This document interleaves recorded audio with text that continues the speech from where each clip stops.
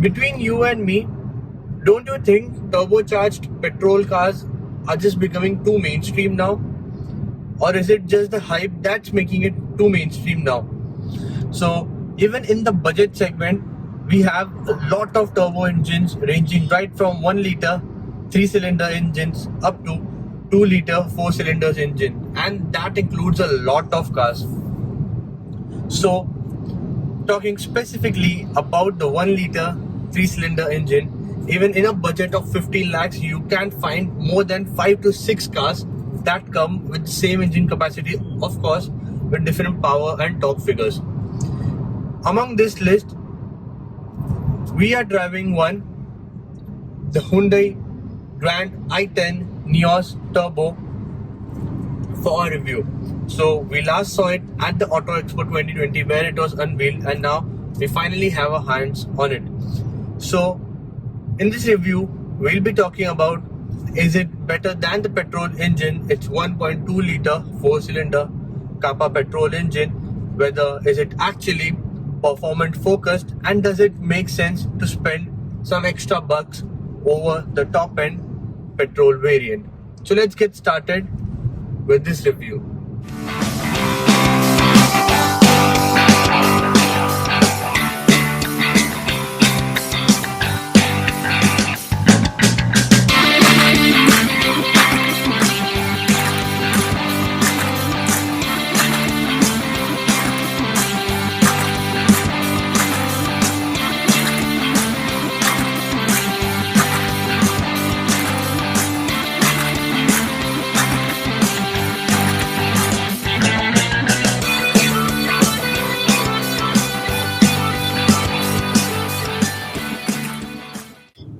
So first, let me tell you about all the changes that comes on the Nios Turbo variant specifically. It's mostly related to some cosmetic differences itself. On the front grille, besides the boomerang-shaped LED DRLs, there's the turbo badging. Then there's blacked out ORVM, blacked out roof, blacked out C-pillars, different alloy wheels for the turbo variant. So the turbo variant is actually based on the sports trim, but you get 15-inch alloy wheels from the Asta variant, the top end variant. And lastly, on the back, on the boot, there's another turbo badging. Inside the cabin, it gets an all black interior theme with black seat upholstery material, which is different from the regular variants, and there's the red stitching bordering the seats. And on the dashboard side, there's red inserts over the AC vents and AC knobs as well. That's all the changes that you specifically get on the i10 Nios Turbo in terms of cosmetic upgrades. In terms of feature, it gets wireless charging, which is found on the top end variant only, while rest of the features come from the sport variant itself. So the Hyundai Grand i10 Nios Turbo has already been launched, but we are getting to drive it now. It gets a 1 liter 3-cylinder turbocharged petrol engine that is good for 100 PS and 172 Newton meters of peak torque. You actually start reaching towards the peak torque right at 4000 RPM. The whole peak torque range is from 1500 to 4000 RPM. And that brings out one of the best highlights about this car. On papers, the torque looks very good, although the power does not look that good. And in real life driving as well, the torque is the better highlight over here. It's so filled with torque that even if you're starting the car on the second gear, you won't find any stutters, any jerks, and you can easily lift off with just working a little bit on the clutch. The low end torque is one of the great things about the i10 Nios Turbo, and it's definitely a bit better than the regular petrol variant as well.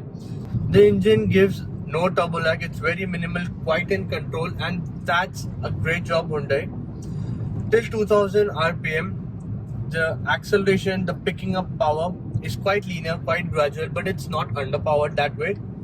And from 2000 RPM, that's when the turbo starts kicking in. That's when the creative juices start flowing in. Although you get the gear shift notification on the instrument cluster right at 2500 RPM, but you can easily go above that as well. The car revs up nicely till 4,500 rpm, but post that it's just increasing the speed and doesn't work well with the torque. The engine is no doubt quite peppy, makes the car really fun to drive, and of course, since it's a very small hatchback, a turbocharged engine with superb handling characteristics make the i10 Nios Turbo a very good enthusiast machine. One thing that I would have liked better about this car is a throatier exhaust note. Till 2500 rpm, the exhaust noise, or the engine noise you might say, is very low, feels very refined, and there's barely any noise coming inside the cabin. However, post that, that's when a coarse exhaust note starts coming inside the cabin, and believe me, it's actually very coarse, feels very disappointing, because since it's a turbocharged car, you would have liked the exhaust to be a bit towards the throatier side, even if it was just by a little bit. Nevertheless, the engine is very likable, very refined, likes to be revved hard, and with a slick 5-speed manual gearbox, you will find yourself shifting up and down quite often just for the fun driving part. Although, since it has a nice torque generation at all the ranges, its low end and mid range is specifically quite strong. So if you are driving in your normal traffic conditions, you are not in the enthusiastic driving mode, you won't find yourself changing gears quite that often. So if we have to compare this engine with the regular 1.2 liter petrol motor, yes, it's a big upgrade in terms of performance, in terms of acceleration, pickup. However, this only works out if you want a petrol car. Otherwise, Grand i10 Nios is available in diesel, which is also towards the torquier side, but a bit low on power.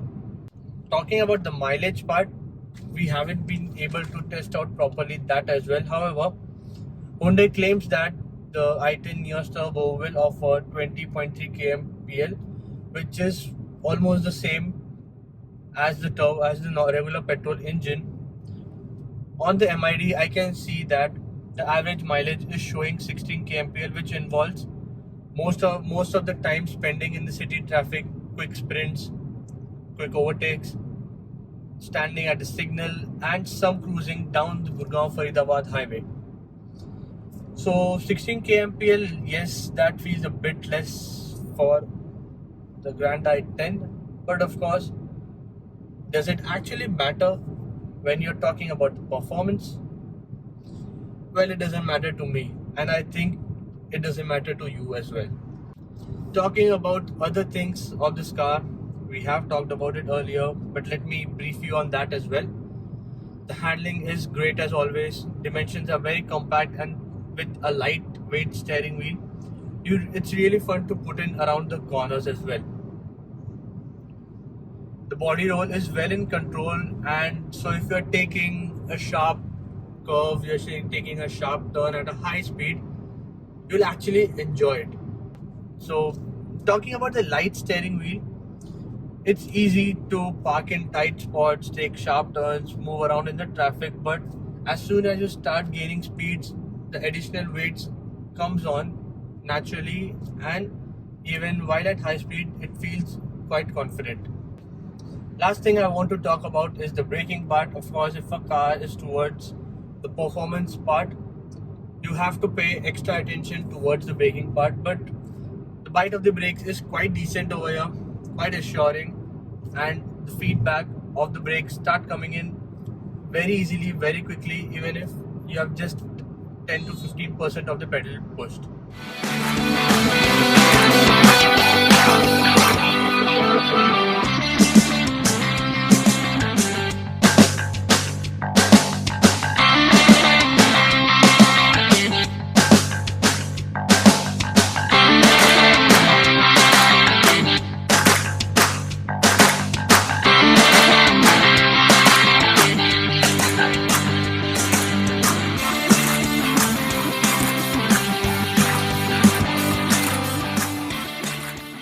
Coming on to the verdict of Hyundai Grand i10 Nios Turbo. Does it make a sensible purchase?